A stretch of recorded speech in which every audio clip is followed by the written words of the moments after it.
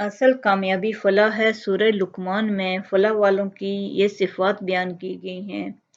अरशाद बारी ताला है, अलिफ लाम मीम तिल्का आयातुल किताबिल हकीम हुदम व रहमतल लिल मुहसिनीन अल्लज़ीना युकीमूनस सलाता व यूतूनज़ ज़काता व हुम बिल आखिरति हुम युकिनून उलाइका अला हुदम मिन रब्बिहिम व उलाइका हुमुल मुफ्लिहून। अलिफ लाम मीम ये आयत हैं पुरहिकमत किताब की, हिदायत और रहमत है नेकूकारों के लिए। वो लोग जो कायम करते हैं नमाज और अदा करते हैं ज़कात और वही हैं आखिरत पर जो यकीन रखते हैं। यही लोग हैं हिदायत पर अपने रब की तरफ से और यही लोग हैं जो कामयाब हैं। इन आयत में बयान किया गया है कि ये किताब हिकमत से भरपूर है। इसकी हर बात में हिकमत है, इसकी हर बात हिकमत से भरपूर है। लेकिन किन लोगों के लिए?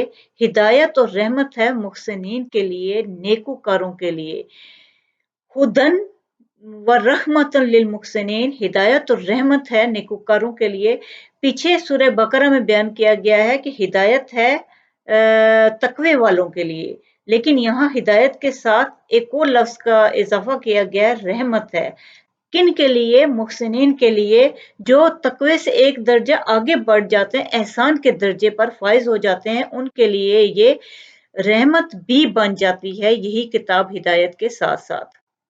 रहमत का लफ्ज बहुत वसी मानों में आता है, फजल में, मेहरबानी में, इनाम में, बख्शिश के लिए। तो एहसान का मतलब ये होता है कि किसी काम को अच्छे तरीके से अदा करना। मोहसिन जो कामों को अच्छे तरीके से करने वाला हो। और कोई काम अल्लाह की नज़र में कब अच्छा होता है? जब वो उसी की मर्जी के मुताबिक होता है। वाक़े की हकीकत के मुताबिक जो काम होगा, सच पर मबनी होगा, जिस काम को इंसान अच्छी तरह अंजाम दे, वो लोग मोहसिन होते हैं। जो अपने कामों को, अपनी ज़िम्मेदारियों को, अपने फ़राइज़ को बेहतरीन उम्दगी के साथ अंजाम देने वाले होते हैं। वो फ़राइज़ अल्लाह ताला से मुतल्लिक़ हों या इसके हकूक़ के मुतल्लिक़, यानी जो हकूक़ अल्लाह के दायरे में आते हों, जैसे इबादत वग़ैरह, या फिर वो बंदों के हकूक़ से मुतल्लिक़ हों। अल्लाह की इबादत में एहसान का दर्जा क्या है कि तुम अल्लाह की इबादत ऐसे करो गोया तुम उसको देख रहे हो। अगर ऐसा ना हो तो कम से कम इतना तो याद हो कि वो तुम्हें ज़रूर देख रहा है। और बंदों के हक में, बंदों में सबसे पहले वालिदैन का हक है, इसके बाद दीगर रिश्तेदारों के साथ अच्छा सलूक करने वाला। वो हर एक के साथ एहसान के दर्जे पर होता है, कोई इसके साथ अच्छा करे या ना करे, वो हर एक के साथ अच्छा ही करने वाला होता है, ये एहसान होता है।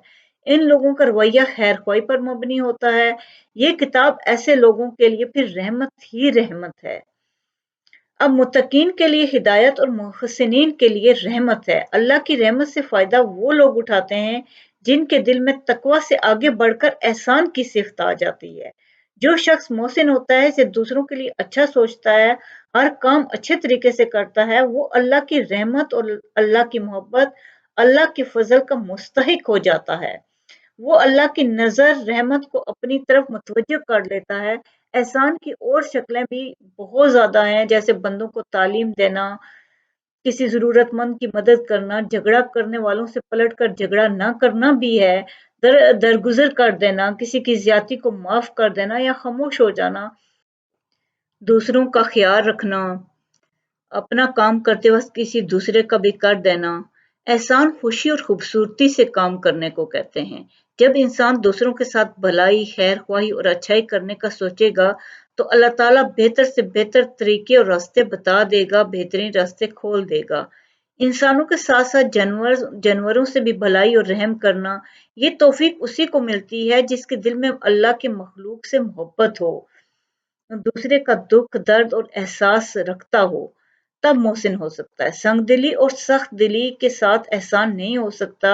अल्लाह नेकी ढूंढने वालों के नेक रास्ते खोलता रहता है। भलाई की जुस्तजू वाले, खैर की राहों पर चलने वाले, ये सारे काम मोहसिनीन के हैं। नेकूकारों की इस आयत में 3 सिफ़ात बयान की गई हैं। वो नमाज कायम करते हैं जिससे खुदा परस्ती, खुदा तरसी इनकी मुस्तकिल आदत बन जाती है। और वो ज़कात देते हैं जिससे इसार व कुर्बानी का जज़्बा इनके अंदर मुस्तहकम होता है, मताए दुनिया की मोहब्बत दबती है, رضائے الہی کی طلب ابھرتی ہے اور وہ آخرت پر یقین رکھتے ہیں، جس سے ان کے اندر ذمہ داری کا احساس، جواب دہی کا احساس ابھرتا ہے، جس کی بدولت وہ اس جانور کی طرح نہیں رہتے جو چراگاہ میں چھوٹا اور پھر رہا ہو ہر طرف، بلکہ اس انسان کی طرح ہو جاتے ہیں جسے یہ شعور ہو کہ میں خود مختار نہیں ہوں، کسی آقا کا بندہ ہوں اور اپنی ساری کارگزاریوں پر اپنے آقا کے سامنے مجھے جواب دینا ہے۔